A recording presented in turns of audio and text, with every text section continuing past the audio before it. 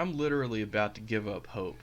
I tried to record this fucking video twice, and the file's corrupted both times.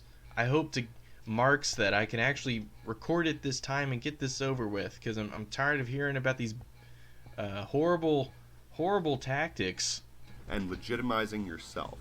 The far right is going to say that you're inexperienced, PC, an SJW, a crybaby who is unrealistic and not serious. In my experience, they call me a cuck and a Jew, even though I haven't confirmed or denied if I'm Jewish, so they really have no way of knowing that. While they themselves are just like they have no way of knowing if I'm a cuck or not. Like, I could be a cuck, I could also not be a cuck. They have no way of knowing. Experienced, powerful, cause-driven leaders who are down to earth and very, very serious. Now this is just another liberal trap, because liberals have nothing to offer. Centrism's only philosophy is to uphold the status quo. Alright, so I am glad to see that in this part he's putting liberals in their proper place. They're not left-wingers, they are centrist at best. Most of them are, I would say, are right-wing. But yeah, I mean, I'm glad that he sort of changed his tune on that, because when he was saying that liberals and left, when he was conflating those two things, it was coming off really painful for me to hear. Capitulation to power often achieves this goal, so you're not going to see any help from anybody from the center, from liberals. For example, the right paints the left as upset about trivialities, against free speech. They're children, they're over-emotional, they want stuff for free, and they dress and act in such non-traditional, weird kind of ways That's that true. we just don't understand, so therefore we're scared of. That's all true. And unfortunately, liberals embrace this stereotype. Now that's how the right paints the left. Now how does the right paint themselves? Well, they paint themselves by saying that they're thick-skinned, they're pro-free speech, they're not young, they're... The right, thick-skinned? Are you fucking kidding me? Oh man, what is the war on Christmas? I just got done with fucking Christmas. You know, the war continues on. 2019, it's still at a fucking stalemate. I don't know if we're gonna win the war on Christmas, but Jesus Christ, these right wingers, if they're anything, it's thick-skinned, ladies and gentlemen. They got very thick-skinned. They're not triggered by somebody wishing them happy holidays. They're not triggered by that at all. In their prime, they're... And I'm sorry for using the word triggered. Trying to... they ruined that word. They ruined that term. I feel sorry for anybody that suffers from PTSD, because they have to fucking hear something they have to struggle with on a daily basis be bastardized by the right. Once again, it just shows how cruel they are and callous they are. restrained, practical, and they dress and act dapper and traditionally.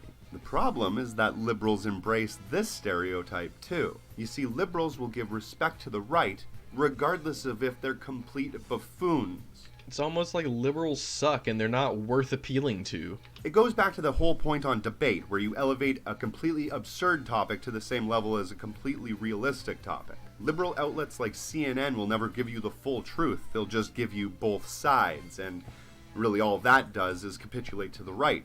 And honestly, the right is gonna say that you're a cuck mangina PC liberal pussy anyway, so... That's true. They also call me a Jew. But it's weird to see you kind of reverse once again on your take on the media, because in the previous part you were talking about how we should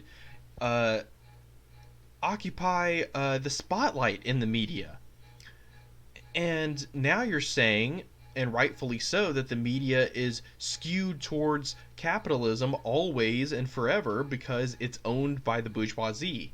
Duh.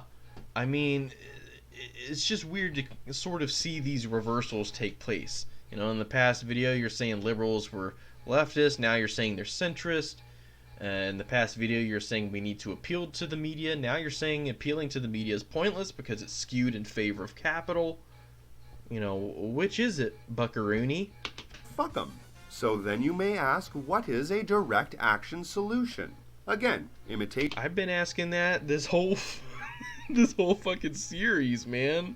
Aggressive, passive, or violent. So an aggressive tactic would be to dress alternatively, argue with bigots, make posts calling people out, get into verbal confrontations in person, and agitate. The passive solution would be basically the same as the imitation, which would be to dress in a suit or your nicest clothes. Talk with the disenfranchised. Find socialist solutions. Make posts helping people on Facebook. Get into verbal conversations in person, and agitate and mobilize. And of course, there is always the violent tactic, where you dress in tactical gear, curb stomp bigots, make posts releasing personal information, get into physical confrontations in person, and agitate and terrorize. Alright. I agree with all of those except for the terrorize thing. I don't know why you have sort of low-key bought into this narrative that like any violent action taken by the left is like terrorism and the act of criminals, when you know you rightfully admit that the right wing commits their tactics through force and violence. Why can't you afford that same courtesy to the left? I mean, after all, if somebody slaps you in the face, are you just supposed to turn around and let them screw you in the butt as well? Or are you supposed to fight back? I mean, you're calling for a revolution here. You're not calling for a little tea party. I don't know how to explain this, but revolutions are violent and gross. Lots of people die and lots of shit gets destroyed, so it's not glamorous and it's not romantic. I don't want to romanticize revolution. I'm not the kind of person to LARP about having a revolution. I think revolution is necessary, but I recognize its destructive and its violent characteristics, and anybody who doesn't is stuck in this sort of naive, idealistic conception of revolution. I just want to get rid of right here and now, because you cannot have you cannot have a non-violent proletarian revolution. The bourgeoisie aren't going to just hand the means of production over and say, all right, it's your turn. It's your turn now, I guess. Please oppress us. Again, that doesn't look very good for our cause. That being said, you should have... Once again, you're concerned about the optics. Fuck the optics. The optics are always going to be skewed in the favor of capital. So don't worry about appealing to the liberals. Don't worry about appealing to the centrist. Definitely don't worry about appealing to the conservatives. It's stupid and it's pointless, and it will get you nowhere. The right to defend yourself against state violence. And remember, the state holds on to its authority by having their goons dressed in tactical gear, curb stomping the people, incarcerating whistleblowers, getting into physical confrontations in person, and agitating and terrorizing the public. And as the old adage goes, those who make peaceful revolution impossible make violent revolution inevitable. So on one hand, you're condemning violence, and then on the other hand, you're saying, hey, the system as it is forcing us to violence. So, I mean, which is it, dude? You're going both ways here, and it doesn't work like that. So, anyway, that was this part. Let me know what you think in the comments below. Stay tuned for the final part of this series. Thank goodness. And pretty soon, we'll have wrapped it all up. So stay tuned for that, comrades.